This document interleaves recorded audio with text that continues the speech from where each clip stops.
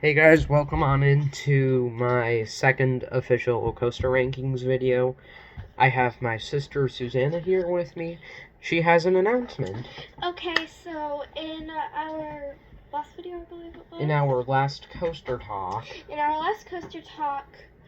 We said that we were going to do a video about Disney, or about one Disney ride, and that ride, I can't remember if we said it in the last video, but I'm just saying it now again, like we already did, that ride is going to be the Incredicoaster at Disney's California, at Disneyland, I believe it's Disney's Land. California Adventure.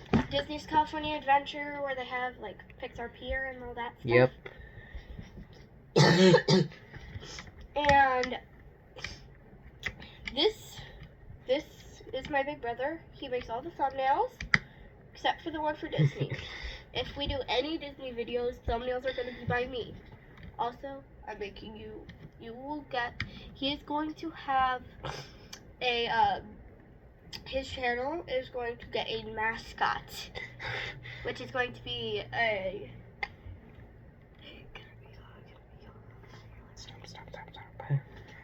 It's gonna be something exciting, and that's all I have to say. Peace out, y'all. On with the video. Now you get to talk about coasters. Bye-bye. Thank you for that introduction. You're welcome. You need music next time. Yeah, I can find some cool music. Okay. Let's get on to my rankings video. This one will be numbers 69 through 35, so really the bottom half. At number 69, we have Dragonfire, an aero looper at Canada's Wonderland. This ride is the worst coaster I've been on. I had my head forward, so you have your pretty standard layout, which is 2 vertical loops, 2 corkscrews, and a helix. And during the corkscrews, I had my head forward, and the restraint was like that. During those corkscrews, my neck was banging around, and I think I hit a nerve in my neck, and I saw stars. Also, it was raining. Moving on, at number 68, we have Thunderhawk, a relocated Vekoma SLC at Michigan's Adventure. For those of you that don't know, SLC in the amusement industry stands for Suspended Looping Coaster. It is a compact inverted coaster, 5 inversions. Thunderhawk is the worst out of the 2 I've been on. It was relocated from Geauga Lake in Ohio, and this was taken apart and rebuilt. Nothing much good I can say about it. At number 67, we have Corkscrew, an aero corkscrew at Michigan's Adventure. This one is pretty copy-paste. You have, after the lift hill, you have a drop, a turn over the station, and then 2 corkscrews. Not the best layout, but also not the worst. At number 66, this is the first roller coaster I ever rode. This is Great Pumpkin Coaster, an E&F Miler kiddie coaster located at Kings Island. Like I said, this is the first ever coaster I rode, and I haven't been able to rewrite it since, but kids keep having fun on it, and I hope that it stays around for as long as it can. And at number 65, we have Zach's Zoomer, a CCI family wooden coaster at Michigan's Adventure. This is exactly like the Woodstock Express clones across the different Cedar Fair parks. And I'm talking about the wooden ones, not the steel ones. This one it's okay. We waited a little too long for it, but other than that, it's a great family ride. Number 64, Ghoster Coaster at Canada's Wonderland. Take everything I said about Zack's Zoomer, just put in PTC as the manufacturer. At number 63, we have Snoopy's Racing Railway at Canada's Wonderland. This is a family launch coaster. It opened last year, and you go around the course twice. This is really everything you could ask for in a family coaster. As of right now, I have 2 credits or rankings that I am going to switch around. So now, at number 62 is Woodstock Express at Cedar Point. This version of Woodstock Express is a steel family coaster, and it is probably it feels speedy. I rode in the front row, and that front car makes it look like a steam engine, given the express in the name. At number 61 is Silver Streak at Canada's Wonderland. This is a Vekoma Hang and Bang model, otherwise known as their family suspended coaster. This ride is not the greatest. These rides have gotten rough, especially with those trains, and there are 3 across the Cedar Fair chain. At number 60 is Kitty Hawk at Carowinds. This is a carbon copy of Silver Streak, so not much else to say. At number 59 is Woodstock's Air Rail at Kings Island. Take what I said about Silver Streak, but add smoothness. This one is the best Vekoma family suspended coaster I've been on.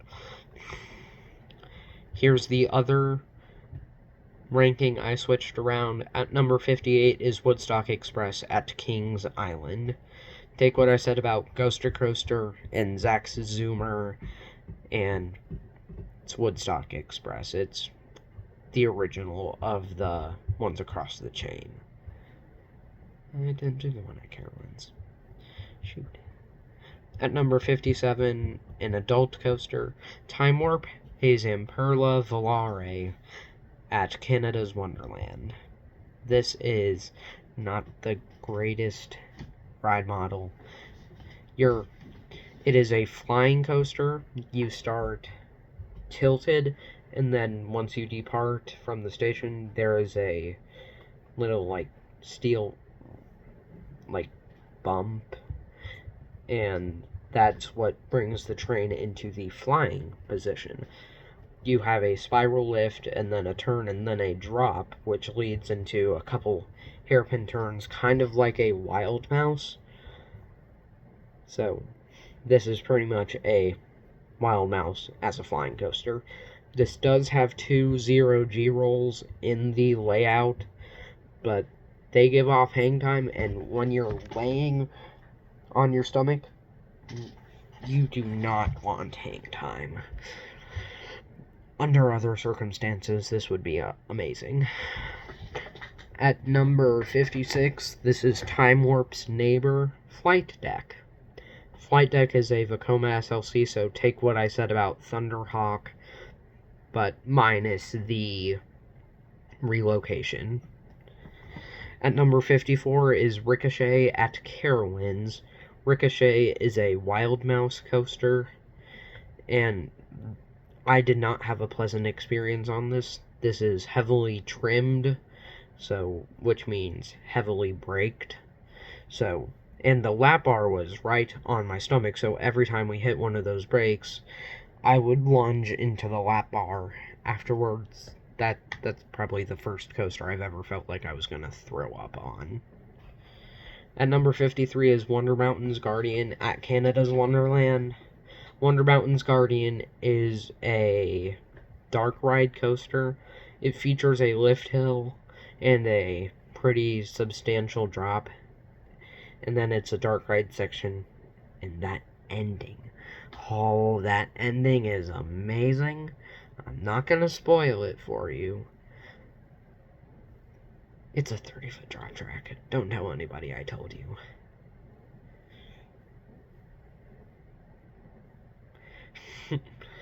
At number 52 is it's Wonder Mountain's Guardian. It's its neighbor, per se. This is Thunder Run. Thunder Run takes place mostly in the in Wonder Mountain. It is a powered coaster by Mack Rides, and you'll see more Mack Rides coasters on further up, and it's an okay family ride, but this is surprisingly the only roller coaster I've ever had a breakdown on. Since the whole track, it's run by electricity, and there's electric running through the entire track. Well, the electricity decided to cut out right before the back car got into the station. And the back car is what I was in, along with my dad. We were stuck at like a 15-degree angle with the sun blaring down on us. It was okay, but not for that part. At number 51, we have one of my new for 2024 credits, like coasters that opened in 2024. Snoopy's Soapbox Racers at Kings Island. This is the best family ride I've been on. It's smooth. It's a family boomerang by Vekoma, the same people who made Flight Deck and Thunderhawk. This one, Soapbox Racers, it's really it was a good addition to Camp Snoopy. At number 50, we have Wolverine Wildcat at Michigan's Adventure. This is a Din Corporation wooden coaster. You'll hear Charles Din a lot in the upcoming coaster talk about the Beast at Kings Island. Wolverine Wildcat is pretty standard. They did put GCI Titan Track on it 2 years ago, I believe. And yeah, it's definitely one of the roughest rides I've ever been on. At number 49, also at Michigan's Adventure, is Mad Mouse. Mad Mouse is an Aerodynamics Wild Mouse. This is the best mouse I've been on so far, and you have pops of airtime throughout the whole course. Other than that, it's just your run-of-the-mill Wild Mouse. At number 48, we have Carolina Gold Rusher at Carowinds. Carolina Gold Rusher is an Aero mine train that opened with the park back in 1973. The seats are small. Other than that, pretty enjoyable. At number 47, we have Mighty Canadian Minebuster at Canada's Wonderland, or as some enthusiasts and GP would say, Mighty Canadian Spinebuster. I did not experience this how people described it. People described it as rough, hurting your back, kind of like Mean Streak at Cedar Point. This one, it was jackhammering, but not exactly enough to hurt my back. This one needs RMC'd, however. At number 46, we have Iron Dragon at Cedar Point. Iron Dragon is an aerodynamics suspended coaster. This one is very much a family coaster. Unlike its sister ride at Kings Island, the Bat, this one is tame. Like, there's no wild swinging. And it didn't have shocks on it, so I'm pretty sure that's why. Like, shock absorbers. At number 45 is Carolina Cyclone at Carowinds. This is an aerodynamics looping coaster, or aero looper, as some people would say. This is the first roller coaster to go upside down 4 times.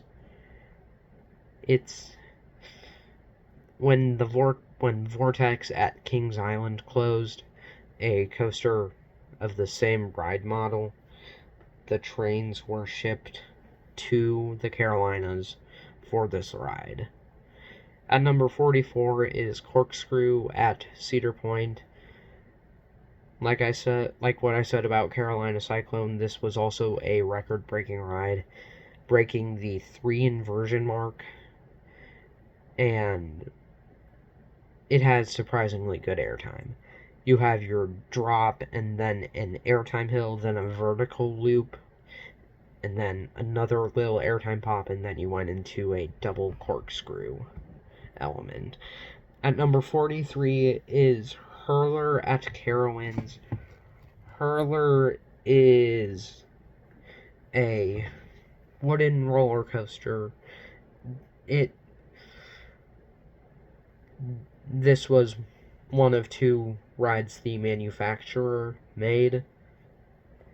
The other one being Hurler at King's Dominion, which would later become the framework for Twisted Timbers in 2018. Hurler is you go around 3 times, it's what we would call a triple lap coaster, or 3 lap, I mean. And at number 42, also at Carowinds, Vortex. Vortex is a very early coaster by Swiss manufacturer Bolliger and Mappyard, or B&M, as I like to call them. It has 2 inversions, a vertical loop and a corkscrew, but it's a stand-up ride.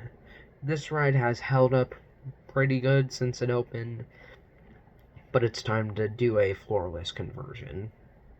At number 41 is Gemini at Cedar Point. Gemini is an aerodynamics mine train, but instead of it just being one side, like Carolina Gold Rusher, it is dueling, so it's like the racer at Kings Island, which we just barely miss in this video. At number 40 is Wild Beast at Canada's Wonderland. This is a wooden coaster. This one is better than Minebuster, but there's not a very wide margin. This one would be a good contender for RMC. At number 39, the coaster that started Cedar Point's revolution in coasters, this would be the revolution of Cedar Point, Blue Streak. Blue Streak is an old wooden coaster that actually has some pretty good forces, considering it opened in 1964. This ride's been through it all. At number 38 is Backlot Stunt Coaster at Canada's Wonderland. I have this grouped with number 37, Backlot Stunt Coaster at Kings Island. The only reason I have Kings Island's a notch higher is because Kings Island actually has the working special effects. Other than that, it's a decent launch coaster. You go right into a triple helix after the launch, so that can get quite intense. At number 36 is Cedar Creek Mine Ride at Cedar Point. This is an Aero mine train. This one is actually, like, you're not supposed to have your hands up on this one. There was a guy, I want to say about 6 rows in front of me when I rode this. He had his hands up and hit a metal grate under the track. Like, there was a piece of segment of track above us, and there was a metal grate. He hit the metal grate, so yeah, you don't want to have your hands up on that one. And at number 35, the last one for this video, Adventure Express at Kings Island. Adventure Express is just like Cedar Creek Mine Ride, is an Aero mine train coaster, and this one recently underwent a slight modification during the off season between 2022 and 2023. It added more theming, and along with an entire renovation of that area of the park, going from Oktoberfest into Adventureport. This opened for the 2023 season along with Cargo Loco and Soul Spin. Well, it didn't open for the season, it was a little later, but still, same idea. This is all I got for you in today's video.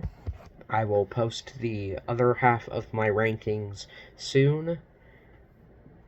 And this is the only reason I did it in 2 separate parts was because